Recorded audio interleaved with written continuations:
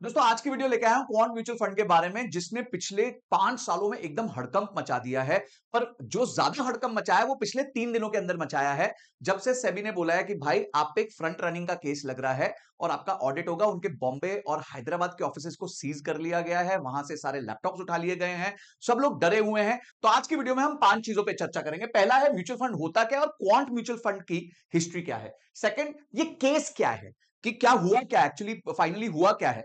तीसरी चीज कि ऐसे कोई पहले केसेस हुए हैं तो उसमें क्या किया गया है।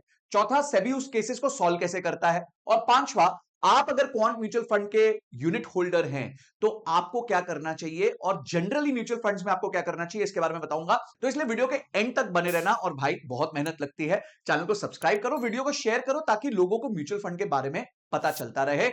ये हमने बहुत सुना है म्यूचुअल फंड सही है, तो आज बहुत सारे लोग कहेंगे घंटा सही है यार, यहां पे तो देखो किस तरीके के स्कैम होते हैं। आपको बिल्कुल चिंता करने की जरूरत नहीं, मैं सारी चीजें आज आपके सामने स्पष्ट दूंगा और ये सब सॉल्व कर दूंगा। मेरा नाम है संजय कथुरिया और मैं हूं आपका फाइनेंस, पैसिव इनकम और बिजनेस कोच। और आज इस वीडियो को शुरू करते हैं, समझते हैं कि ये केस क्या है। तो दोस्तों सबसे पहले समझते हैं म्यूचुअल फंड होता क्या है। अब समझे, आपको एक स्टॉक मार्केट में इन्वेस्ट करना है, ठीक है। तो आपको स्टॉक मार्केट में इन्वेस्ट करना है और आपको खरीदना है एक शेयर रिलायंस का और एक शेयर खरीदना है टीसीएस का। आपका मन है भाई कि रिलायंस और टीसीएस का मैं शेयर खरीदना चाहता हूं। आपके पास है 5,000 रुपए, 5,000 रुपीज। अब प्रॉब्लम यह है कि रिलायंस का शेयर प्राइस चल रहा है करीबन 3100 रुपए और टीसीएस का शेयर प्राइस चल रहा है करीबन 3900 रुपीज। यानी कि अगर आपको एक एक शेयर भी खरीदना है इन दोनों कंपनीज का तो आपको करीबन 7,000 रुपए देने पड़ेंगे। आपके पास तो सिर्फ 5,000 रुपए हैं। तो अब आप चाहते भी हो ये शेयर्स खरीदना, पर आप चाह के भी नहीं खरीद सकते। आपको डिसाइड करना पड़ेगा, इन दोनों में से कोई एक शेयर खरीदना पड़ेगा क्योंकि आपके पास 5,000 रुपए है। यही अगर आपके पास 5,000 की जगह 2,000 रुपए हैं तो आप तो एक शेयर भी नहीं खरीद सकते। तो क्या म्यूचुअल फंड करता है? म्यूचुअल फंड एक किट्टी पार्टी की तरह है। वो क्या करते हैं, वो म्यूचुअल फंड आप बहुत सारे इन्वेस्टर्स से पैसे को पूल कर लेते हैं। आपको याद होगा कि जनरली लेडीज जो है वो किटी पार्टी में जाती हैं और वो जाके वहां पे कुछ ना कुछ पूल करती हैं और एंड ऑफ द ईयर और हर किटी में किसी ना किसी को पैसे मिलते हैं। तो समझिए 10 लेडीज हैं, वो हर बार हजार हजार पूल कर रही हैं, पर हर बार किसी का नंबर लगता है जिसको 10,000 मिल जाते हैं, तो वो फैमिली के लिए यूज कर लेते हैं।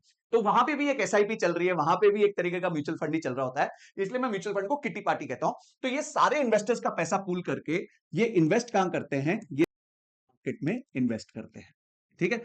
जहां ये स्टॉक मार्केट में क्या करते हैं, ये स्टॉक मार्केट में शेयर्स खरीदते हैं। इनको पैसा क्यों देते हो? आप इनको पैसा देते हो 3 कारणों की वजह से। पहला कारण है कि इन लोगों के पास नॉलेज है। नॉलेज यानी कि इनको पता है कि शेयर्स खरीदते कैसे हैं, ये शेयर्स कंपनीज का एनालिसिस कर सकते हैं। और इनमें बहुत सारे लोग काम करते हैं, बहुत सारे एम्प्लॉइज काम करते हैं जिनकी 15-15 साल, 20-20 साल का एक्सपीरियंस होता है। तो आपको ट्रस्ट होता है कि ये लोग राइट शेयर्स आपके पैसे से खरीदेंगे और आपके इन्वेस्टमेंट को ग्रो करवाएंगे। सेकंड जो होता है, ये होते हैं रेगुलेटेड।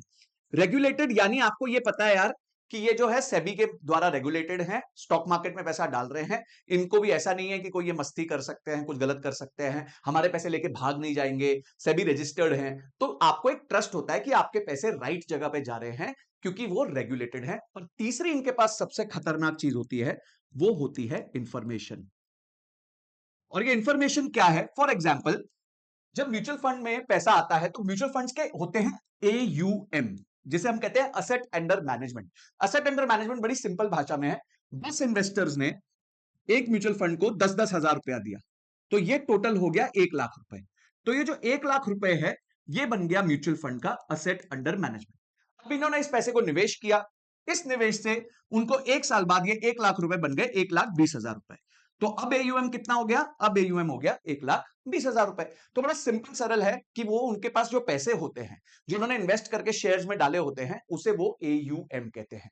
तो असेट अंडर मैनेजमेंट बहुत बड़ा होता है। बड़े बड़े म्यूचुअल फंड्स का 20-20 हजार करोड़, 40,000 करोड़ रुपए का एयूएम होता है।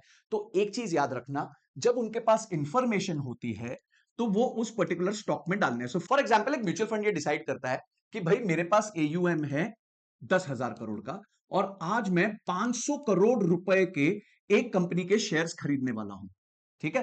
तो अब जैसे ही वो 500 करोड़ के उस कंपनी के शेयर्स खरीदेगा, तो क्योंकि मार्केट में शेयर्स की डिमांड बढ़ जाएगी, तो क्या होने वाला है? शेयर्स का प्राइस बढ़ जाएगा। ठीक है, और ये बात अब किसको पता है? आपको और मेरे को तो पता नहीं, क्योंकि हम तो छोटे निवेशक हैं।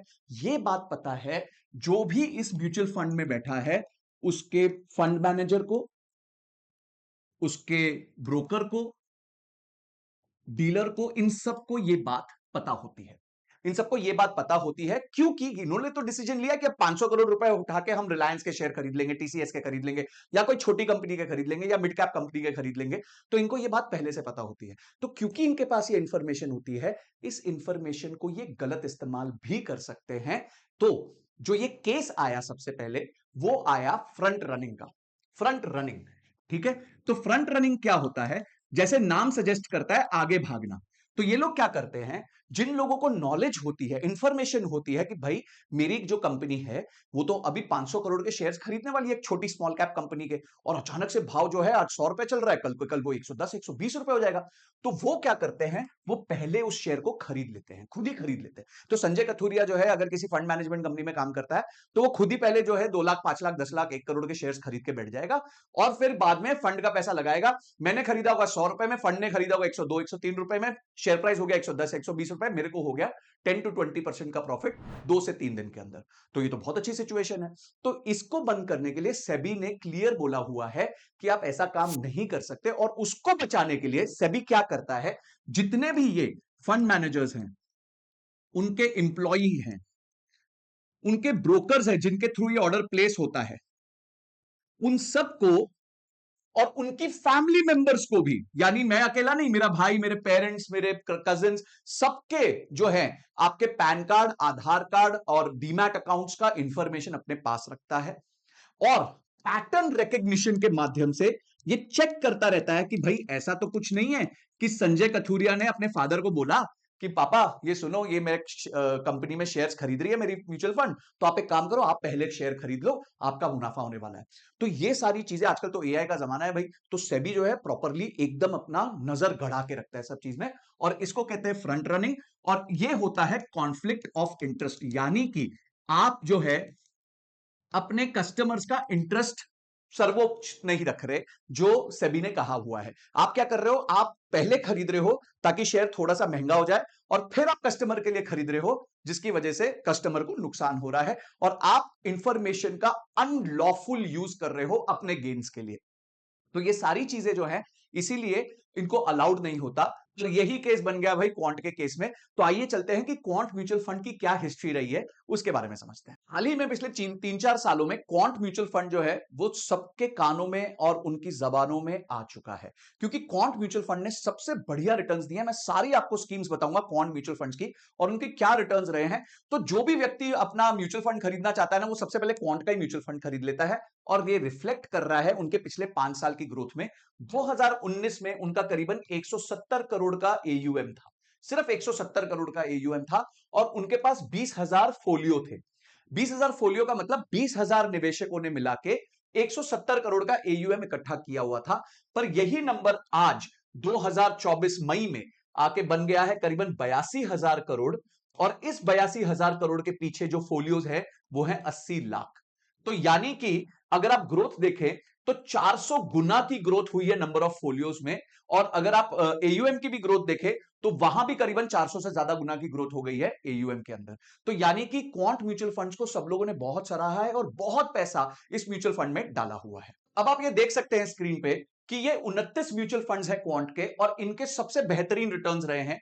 जैसे कि quant infrastructure fund 5 star fund है, और इसका 1 साल का रिटर्न 85% है, और 3 साल का कंपाउंडेड रिटर्न 37% है। सालाना 37% का रिटर्न दे रहा है। इसी तरह कौन टैक्स प्लान है जो ईएलएसएस होता है, उसके पिछले 3 साल के रिटर्न करीबन 35% कंपाउंडेड रहे हैं। और इनका जो हीरो फंड है वो है क्वांट स्मॉल कैप फंड, जिसने करीबन पिछले 3 साल में 34.6% कंपाउंडेड दिया है, पर 5 साल में 44.29% का कंपाउंडेड रिटर्न दिया है। यानी पिछले 5 साल में सालाना 44% बढ़ा है। 44% बढ़ने का मतलब है हर 2 साल में डबल हुआ है। तो इस तरीके के रिटर्न्स दिए हैं, और ये इनका सबसे बड़ा फंड है। जो भी स्मॉल कैप में पैसा डालना चाहता है सबसे पहले क्वांट स्मॉल कैप में डालते हैं। तो इसको थोड़ा और रिसर्च करते हैं और इसके अंदर चलते हैं। अब अगर आप ये फंड देखें तो जैसे कि 3 साल में इसने करीबन 34.6% एनुअलाइज्ड रिटर्न दिया हुआ है, और जो 5 साल की बात की थी तो 5 साल में इसने 44.29% का रिटर्न दिया हुआ है। और जब से ये बना है फंड, तब से इसने सालाना 20% का एनुअलाइज्ड ग्रोथ दिया है। बहुत ही सिग्निफिकेंट ग्रोथ होती है अगर आपका 20% एनुअलाइज्ड ग्रोथ हो। पर आप देखेंगे जो एक्चुअल मैजिक हुआ है ये 2020 के बाद यहां से हुआ है, जब म्यूचुअल फंड एकदम तेजी से बढ़ा, क्योंकि स्मॉल कैप फंड्स में बहुत पैसा भी आया और स्मॉल कैप फंड्स ने बहुत पैसा डिप्लॉय भी किया है और शेयर मार्केट ने बहुत अच्छा परफॉर्म किया है। अगर आप इसका फंड साइज देखें तो 80,000 करोड़ में से 21,000 करोड़ रुपए तो सिर्फ इसी फंड का एयूएम है। यानी मोटा मोटी आपका करीबन 25% तो सिर्फ एक ही फंड में, 29 फंड्स में से 25%, 29 टोटल फंड्स हैं, उसमें से टोटल एयूएम का 25% सिर्फ इसी फंड में, यानी कि ये इनका सबसे हॉट फेवरेट फंड हुआ करता था। अब इसमें अगर मजेदार आपको एक बात बताऊं कि आपने इसमें अगर पिछले 5 सालों में 10,000 रुपए की एसआईपी की होती तो आपने डाले होते 6 लाख रुपए, पर आपके टोटल पैसे बन गए होते आज 18 लाख रुपए, यानी आपका पैसा 3 गुना हो चुका होता अगर आपने सिर्फ इसमें 10,000 रुपए महीने की एसआईपी की होती, या 5 की जितनी की भी की होती, तो आपका पैसा 3 गुना हो गया होता। और अगर 3 साल भी किया होता तो आपका जो पैसा है वो 3,60,000 का निवेश हो गया होता, करीबन 5,84,000 रुपए। तो इस तरीके के ब्यूटीफुल रिटर्न्स दिए हैं क्वांट म्यूचुअल फंड ने, और इसलिए सबकी नजरें क्वांट म्यूचुअल फंड की तरफ गई और उनका एयूएम इंक्रीज हुआ। तो दोस्तों हमने ये समझ लिया है कि म्यूचुअल फंड होता क्या है और क्वांट की हिस्ट्री क्या रही है, क्वांट ने किस तरीके से इसमें ग्रोथ की है। हमने थोड़ा बहुत केस के बारे में भी समझ लिया है कि फ्रंट रनिंग होता क्या है। अब उसका एग्जैक्ट मैं आपको बताऊं। तो अगर आप ये न्यूज देखें तो न्यूज में ये लिखा हुआ है कि क्वांट म्यूचुअल फंड कंफर्म्स कि सेबी ने उनके अगेंस्ट प्रोब चालू कर दी है इन सस्पेक्टेड फ्रंट रनिंग केस में, प्रोब चालू करी है। और ये जो इरेगुलरिटी है उसका टोटल इंपैक्ट जो है, जो इरेगुलरिटी का इंपैक्ट है वो है करीबन करीबन 20 करोड़ रुपए। ये देखिए यहां पे लिखा, ये 20 करोड़ रुपए लिखा है कि 20 करोड़ रुपए का टोटल इंपैक्ट है। यानी कि सेबी ये कह रहा है कि भाई आपने जो अनलॉफुल गेन्स बनाए हैं, जो आपने फ्रंट रनिंग की है, यानी कि निवेशकों का पैसा डालने से पहले खुद का पैसा डाल दिया, उसमें आपको जो मुनाफा हुआ है वो 20 करोड़ रुपए का मुनाफा हुआ है। तो भाई ये 20 करोड़ रुपए का अभी जांच पड़ताल चल रही है। अगर आप देखें तो उनके बॉम्बे और हैदराबाद वाले ऑफिसेज में उनपे रेड पड़ चुकी है। और ये देखिए ये कह रहे हैं कि front running is pegged at 20 crore rupees, तो ये 20 करोड़ रुपीस का इन्होंने यहां पे बता दिया है। और ये मुंबई और हैदराबाद ऑफिसेज में उनका पूरा रिसर्च चल रहा है।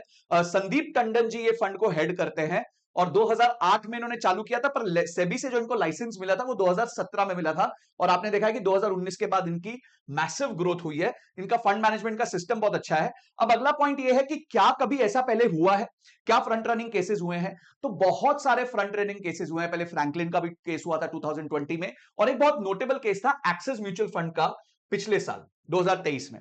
तो 2023 में क्या हुआ कि मार्केट रेगुलेटर ने कहा कि भाई 30 करोड़ रुपए के wrongful gains axis mutual fund ने बनाए हैं। 30 करोड़ के रॉन्गफुल गेन है।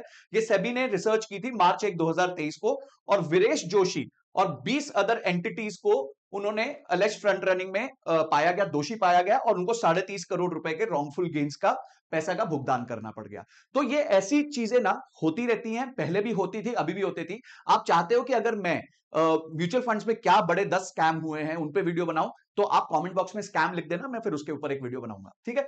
तो आप ये जो चीजें हैं ये पहले भी होती रही हैं और हमेशा होती रहेंगी। इसलिए एक बार अब इसको डील कैसे करना है उसके बारे में मैं आपको बताता हूं। तो ये जैसे ही न्यूज आई तो इंपैक्ट क्या हुआ उसके बारे में बताता हूं। पिछले 3-4 दिन से मार्केट्स बहुत ऊपर गई हुई हैं। आज जब ये शूट कर रहा हूं, मैं आज ही वीडियो पब्लिश करने वाला हूं। तो जब से पिछले 3-4 दिन में स्टॉक मार्केट्स ने बहुत अच्छा परफॉर्म किया है। 4-5 दिन के अंदर अंदर निफ्टी 1000 पॉइंट ऊपर जा चुका है। पर क्योंकि ये स्कैम सामने आया, तो अगर आप क्वांट म्यूचुअल फंड का स्मॉल कैप का रिटर्न्स देखेंगे तो पिछले 5 दिनों में ये 288 रुपीस के एनएवी से गिर के 285, 3 रुपए, यानी कि मोटा मोटी 1.5% के आसपास का इसमें नुकसान हो गया था। जबकि बाकी स्टॉक मार्केट भाग रही थी, बाकी स्मॉल कैप स्टॉक्स भाग रहे थे।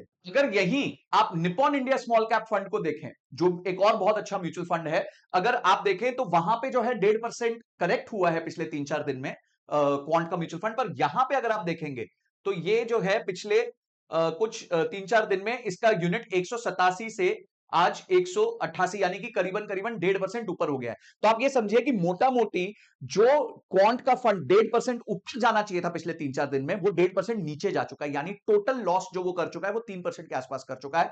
ये क्यों हुआ है? क्योंकि इन्वेस्टर्स जो है वो डर गए हैं, इन्वेस्टर्स ने वहां पे फटाफट रिडेम्पशन चालू कर दिया है। अच्छा, इसमें क्या होता है ना, क्योंकि क्वांट बहुत अच्छा कर रहा था तो बहुत सारा पैसा क्वांट की तरफ जा रहा था, तो बाकी जो म्यूचुअल फंड्स थे ना उनको हमेशा वो थोड़ी सी ईर्ष्या रहती थी, ये देखो यार क्वांट में जा रहा है, तो आज सारे खड़े हो गए, देखो देखो हमने तो कहा था कुछ गड़बड़ है, कुछ गड़बड़ है, आज साबित हो गया, देखो कुछ गड़बड़ है। भाई इतनी बड़ी गड़बड़ नहीं है, आप लोग भी कोई सारे दूध के धुले हुए नहीं हो, बहुत सारे म्यूचुअल फंड्स पे ये केस पहले भी लग चुका है, और सेबी अब इसमें क्या करेगा वो देखते हैं। तो अब आपको समझ आ गया कि म्यूचुअल फंड क्या होता है, क्वांट की हिस्ट्री क्या रही है, फ्रंट रनिंग क्या होता है, फ्रंट रनिंग को सेबी कैसे पकड़ता है, कैसे वो सारे सिस्टम्स लगा के चेक करता है कि भाई जो फंड मैनेजर हैं या फिर उनके परिवार वाले हैं कहीं मस्ती तो नहीं कर रहे, ब्रोकर्स मस्ती तो नहीं कर रहे। इस तरह के कई केसेस हुए हैं जिसमें फ्रंट रनिंग पकड़ी गई है। तो अभी तक आपको ये समझ आ गया, क्वांट को पिछले 3-4 दिन में करीबन 2 से 3% का नुकसान हो चुका है, बिकॉज बहुत लोगों ने अपना पैसा खींच लिया था। पर क्वांट एक बहुत सुलझा हुआ फंड है, तो उनके पास ऑलरेडी 9,000 करोड़ के आसपास का कैश इन बैंक पड़ा हुआ था। ऐसा नहीं था कि पूरा 82,000 करोड़ उन्होंने निवेश करके रखा हुआ था, 9,000 करोड़ रुपए उन्होंने कैश रखा हुआ था। और एक बहुत बड़ी उनकी जो होल्डिंग है वो रिलायंस में है, क्योंकि रिलायंस बहुत लिक्विड है, तो कल को अगर उन पे परेशानी आती है तो वो फटाफट रिडेम्पशन कर सकते हैं, इसको हम कहते हैं रिडेम्पशन प्रेशर। तो रिडेम्पशन प्रेशर अब उन पे नहीं है, वो लोग ने पैसे कर दिया और अब मैटर थोड़ा बहुत सुलझ भी गया है, शांति भी हो गई है। क्वांट के बाकी काफी फंड्स ने ऑलरेडी अच्छा परफॉर्म धीरे धीरे चालू कर दिया है, तो जो न्यूज थी वो ऑलरेडी कम हो गई है। पर एज एन इन्वेस्टर अब आपको क्या करना चाहिए ये मैं आपको बताता हूं। देखिए, एज एन इन्वेस्टर आपको फर्स्ट ऑफ ऑल पैनिक नहीं करना चाहिए। ये सारी कथाएं, प्रॉब्लम्स जो हैं वो हमेशा चलती रहेंगी।